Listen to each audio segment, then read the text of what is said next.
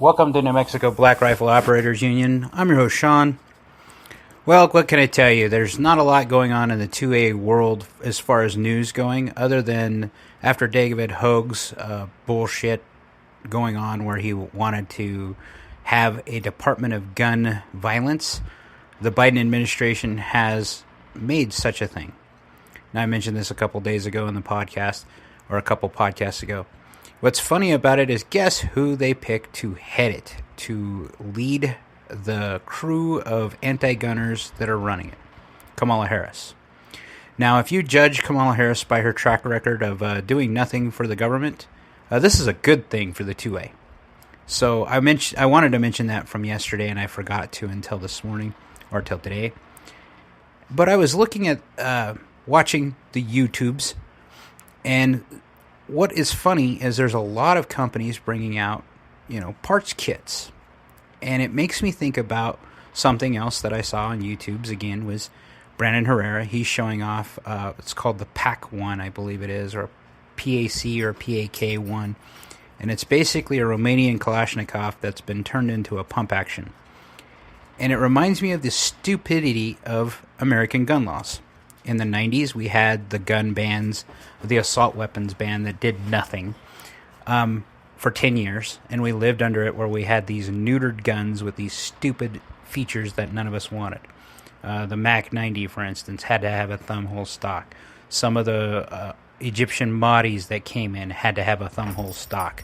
The Vepr AKs, for a while, had a thumbhole stock just to comply with that, and they just kept it going forward, which is really, really bad because the Vepr is probably one of the best Russian-made AKs on planet Earth.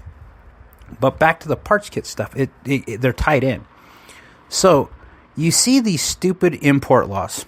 You can't have, you have to have, if you build a gun from a parts kit, you have to have like 7 parts.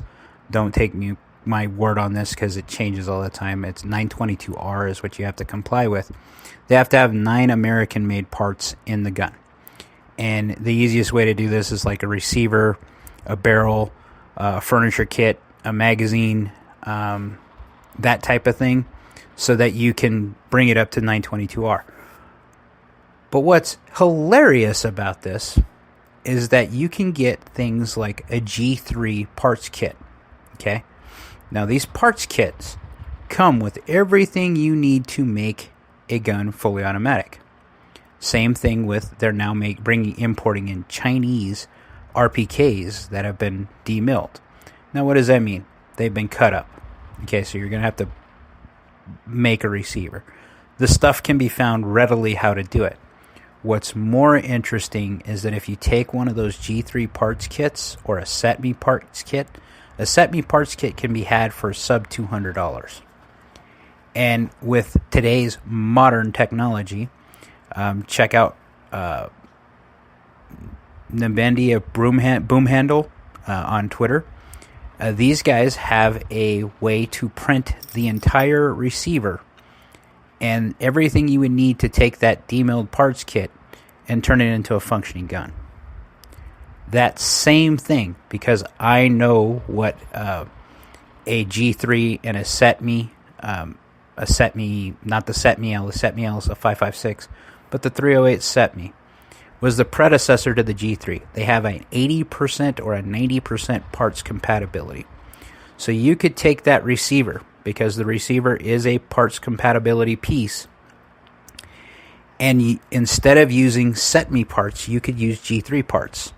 Now, these are Portuguese G3s that are coming in, which are made off of HK tooling if you want to restore and build a HK parts correct G3 rifle. But if there were an enterprising person and you were to take that design from the SETME L, it would take very limited modification to make a polymer receiver that would withstand it, because these that guy I was telling you about on Twitter and Print Shoot Repeat have done it too. They have made rifles that have done thousands of rounds now in those SETME kits. Now, think about that. They're always worried about ghost guns and all this other stuff. And the absurdity of import laws allow you to have something like a parts kit because it's not in a machine gun, or it's not a machined gun, meaning that it's not a completed gun. But if you know what you're doing, you can make one of these. Okay? Now, I'm not telling you to do this. I'm not advocating for you to do this. If you want to learn how to be a gunsmith and learn how to do this type of thing, it's a great learning experience. I did this with a Kalashnikov, an AK-74 parts kit, a Bulgarian parts kit, but I made a metal receiver. Now, why I'm telling you this is just the sheer absurdity. You know, if you add a stock to a pistol of any kind, you've made a short barrel rifle, and this is somehow more dangerous than a regular pistol. Okay, and it's somehow more dangerous than a rifle that has a shorter barrel. What they don't think about with these stupid laws is when you shorten a barrel of a rifle, you're actually killing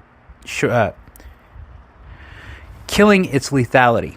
Take the 5.56 for instance. The shorter the barrel, the slower the bullet goes. The lesser the distance, the less effective it is at doing what it was designed to do. So while they're trying to punish us with the pistol brace crap and all this other stuff because short barrel rifles are so dangerous because they're concealable, but most crimes are committed with 1, stolen guns, 2, pistols. Okay? This is what makes no sense with American gun laws, is the only people following them are law-abiding citizens. You look at Albuquerque. Albuquerque, since their ban on the 2A, which basically got overturned right away, but since that, there's been multiple homicides in Albuquerque. What does that prove? Criminals don't care. They never have. It's just us poor law-abiding citizens that actually care about the law or try to keep some semblance of society that actually listen to it.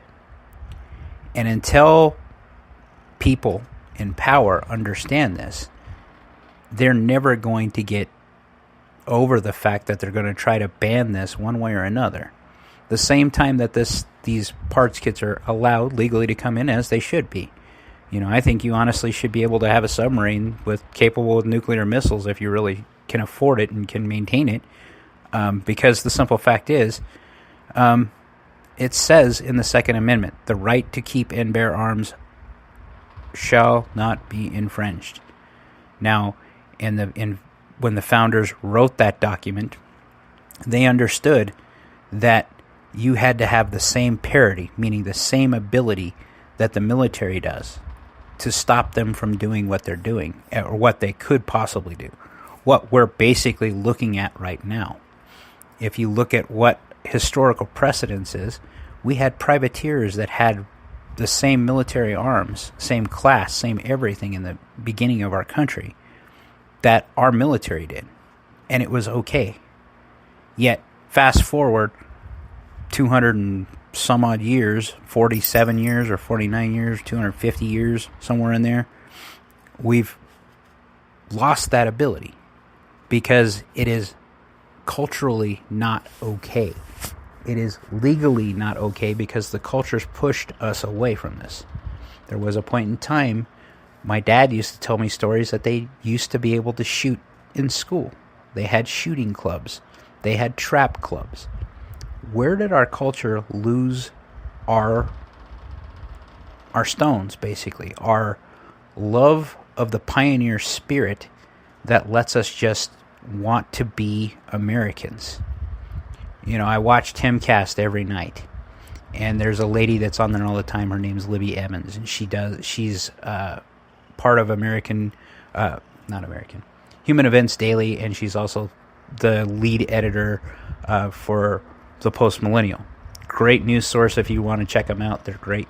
Stuff that they do is awesome. Anyway, she was talking about that her dad taught her how to shoot, but she never got to learn how to shoot in school. And she was from New York. Where did we become so neutered as a country that your basic right of self-defense became negated? And it's continuing. And we're seeing more of that societal decay when you see the culture itself declining. You can't look at, like I say all the time, you can't look at the news from today, just 5-10 years ago, and not go, what the hell is going on? You know, there's a lady that is a tech CEO or CIO, a real high up lady. She was a leftist. She was into Black Lives Matter and all those woke agenda type things. She was beaten to death and raped in her house by a repeat offender. What would have happened if she had just had that ability to defend herself or thought about having that ability? Instead, she supported these causes that lets people out of jail repeatedly, despite what they've done to society, and she became a victim and died. You know, don't become a victim. Stay strapped or get clapped. You know, that's the best way to put it. You know, that's what our society has always been. You know, there was a point in time that any of these acts of murder, any of these acts, these criminal acts, would be just purely discouraged by culture. But now it's a cool thing to go do that type of thing. Now it's encouraged by all these social media platforms, by the people on them, the leftists on them, the radical left. These people that get on there and they think, oh, well, you know, we'll go get our pound of flesh and we'll hurt whatever we want. We'll get ours no matter what the hell the consequences are. Because might is right to them. And that diversity of tactic is what they call that. Violence. You know, one of my favorite people is Sonny Pazikis. And what he tells you all the time is everyone has the right to violence. Whether you're a law enforcement agent, whether you're a politician, or you're just a school teacher, or you're just a guy that is trying to get by. We all have a right, the same right to violence. You know, that is where we need to get back to, is to understand that society and nature in general is metal as hell. And that just because you are a good person doesn't mean that the person that is going to inflict their will upon you is a good person. Whether it's the government, whether it's someone that's coming to mug you or rob your house, or the guy that's just pissed off because somehow you pissed him off on the road. You know, that's an increasing problem. People can't control their emotions like they once could. This is mental illness again. Where did we go wrong as a society that we had to have the government step in? And believe me, every time I see the government step in, it seems like they screw everything up. And it echoes through those gun laws. You know, you can't have a shotgun unless it's 18 inches long for the barrel. Oh, wow, guess what? Now they have something called an any other weapon, and now the gun can be shorter. Okay. You're contradicting yourself consistently, ATF. You're contradicting yourself consistently, legal system. Why keep making these stupid laws when they have no net effect to anything? Rather than try to make 1,000,000,001 new gun laws, new bans, new magazine restrictions, why not look at what you have on the books and see what that effect had? The data's there. You know you have the data. It's because it doesn't work. You know, Gavin Newsom, the biggest anti-gun bigot in North America, in my opinion, has put a 20% excise tax, a sin tax now, on guns and ammo in California because he's losing the gun battle in the Bonta cases. Every time we start winning, there's got to be a counter. You know, God only gives with one hand is what one of my friends used to tell me all the time. However, I still think we're winning because they see this stuff. The reason why they're acting so harshly against us and why they keep trying to do these weird things is because they are getting nowhere. They're getting no traction with the American people. And all you have to do to figure that out is go look at the grocery store. You want to piss off everyone in the world? Raise prices because of inflation, because of your reckless money spending. The government's about to shut down. Great. I'm a huge fan of that. You want to know why? Is because I said what I said yesterday.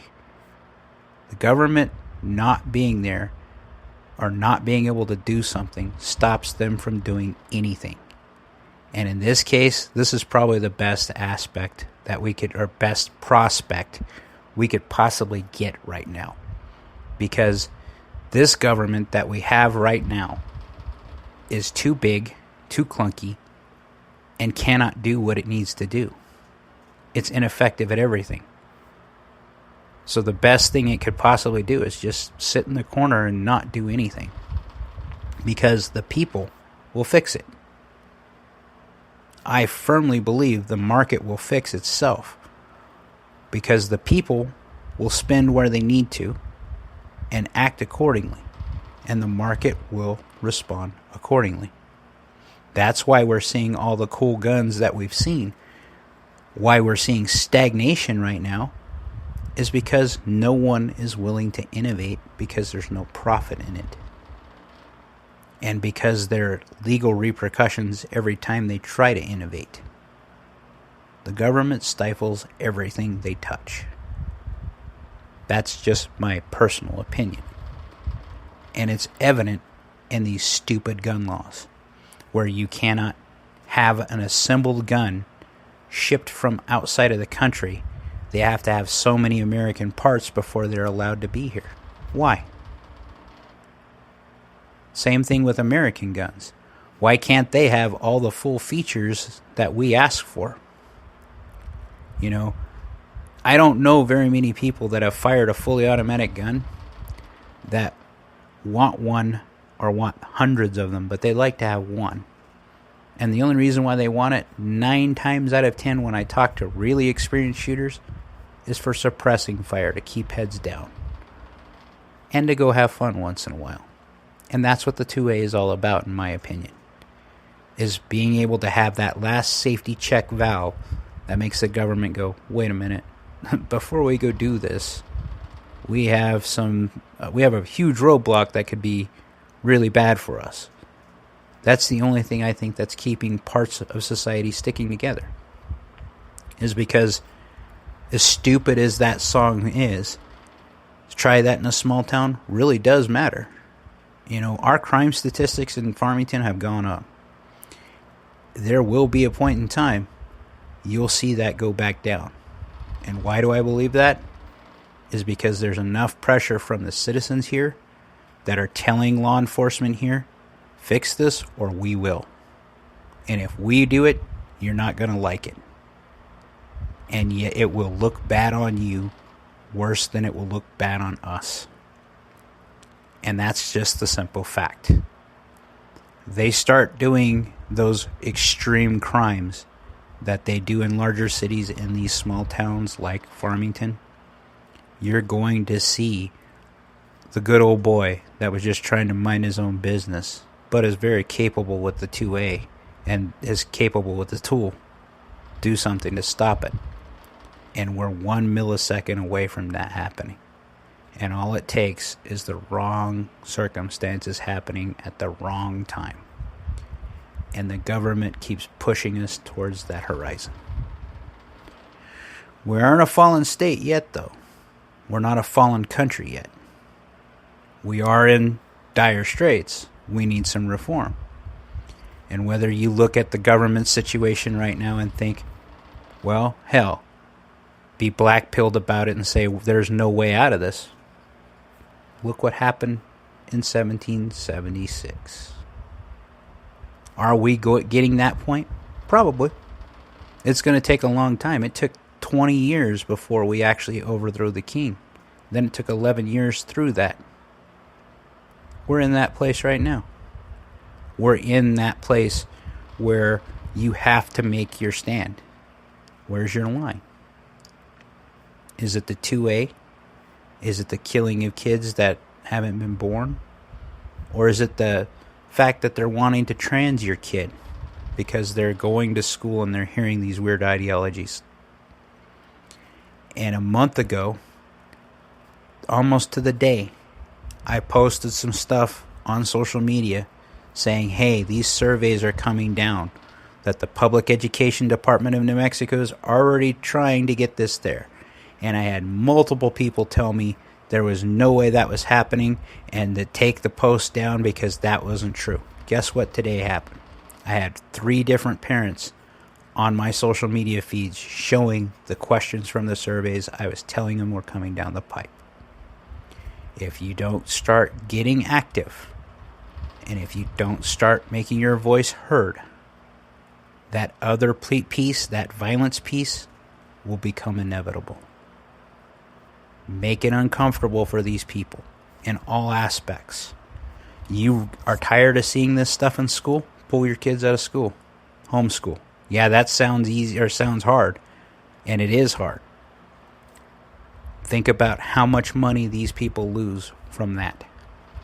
Because every student that comes through the door is a dollar sign to a school. And while I still believe that there are lots of good people in public education, there is a huge problem with administration at least the state level. And that will not be fixed until people start standing up and doing something about it. So, said my piece. I just think it's really stupid that you're seeing these pushes for these stupid laws, as always. And I complain on this all the time and expand upon them all the time on my podcast. But it was really motivating tonight to see new parts kits come out, because that's just the way the American shooter has always found a way around these stupid laws. Like, share, subscribe, be great.